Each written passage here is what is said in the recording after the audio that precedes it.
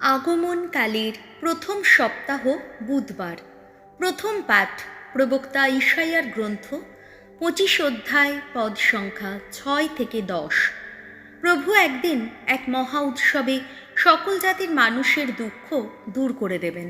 শোনো তোমরা, এই সিয়ন পর্বতের ওপর বিশ্বপতি ভগবান একদিন সকল জাতির জন্যে সাজিয়ে রাখবেন এক মহাভোজ, উপাদেয় যত খাদ্য ও পরিণত সুরারির মহাভোজ, মেদ মজ্জাময় যত খাদ্য ও থিতিয়ে নেওয়া পরিণত সুরারি মহাভোজ।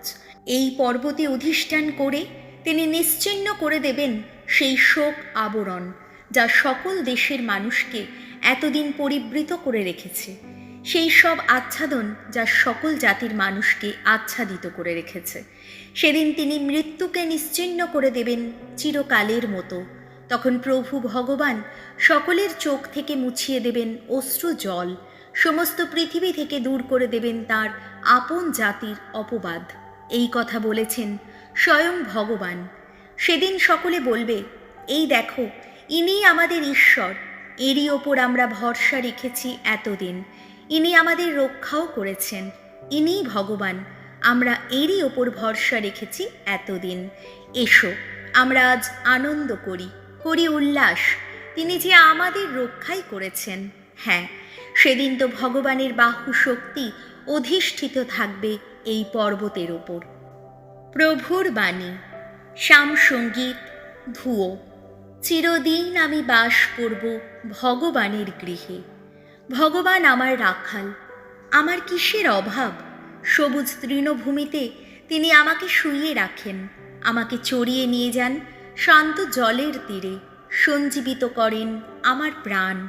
ধুয়ো। চিরদিন আমি বাস করব ভগবানের গৃহে।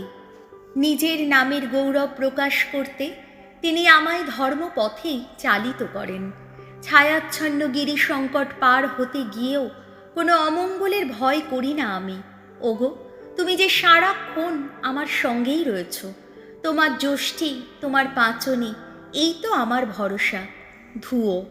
চিরদিন আমি বাস করব ভগবানের গৃহে।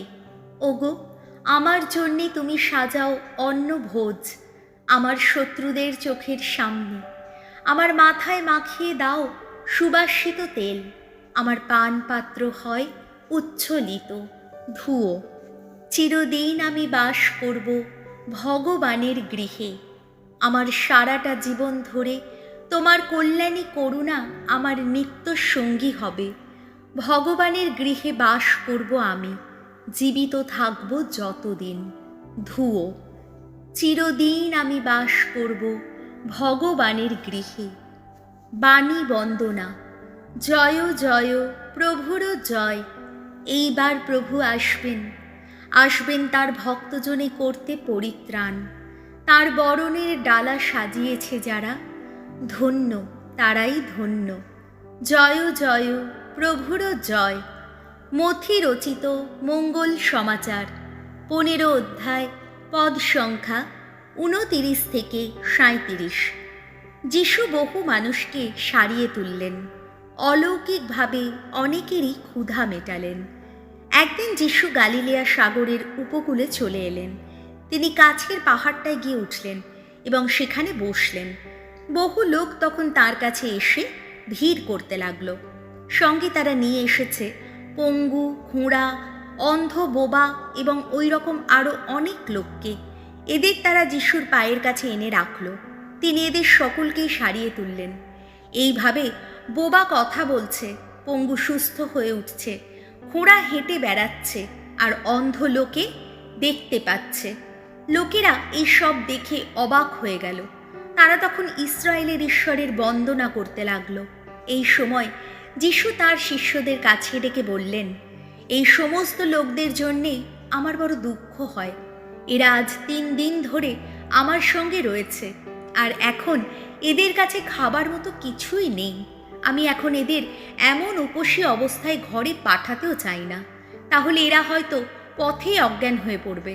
শিষ্যেরা উত্তরে বললেন, কিন্তু এতগুলো লোকের খিদে মেটাবার মতো রুটি আমরা এমন নির্জন স্থানে কোথা থেকেই বা পাবো? যিশু তখন জিজ্ঞেস করলেন, তোমাদের কাছে কখানা রুটি আছে? তারা উত্তর দিলেন, 7খানা, তাছাড়া কয়েকটি ছোট মাছও রয়েছে। তখন যিশু লোকদের মাটিতে বসতে বললেন। তারপর সেই 7খানা রুটি ও সেই মাছগুলো হাতে নিয়ে তিনি ঈশ্বরকে ধন্যবাদ জানালেন, আর রুটি ও মাছগুলো ছিঁড়ে টুকরো টুকরো করে শিষ্যদের হাতে তুলে দিলেন, আর শিষ্যেরাও তখন তার লোকদের দিতে লাগলেন। তারা সকলে খেলো, পেট ভরেই খেলো। তারপর যতগুলো টুকরো পড়ে রইল, শিষ্যেরা তা কুড়িয়ে নিলেন, আর তাতে 7টি ধামা ভরে গেল। প্রভু যিশুর মঙ্গল সমাচার।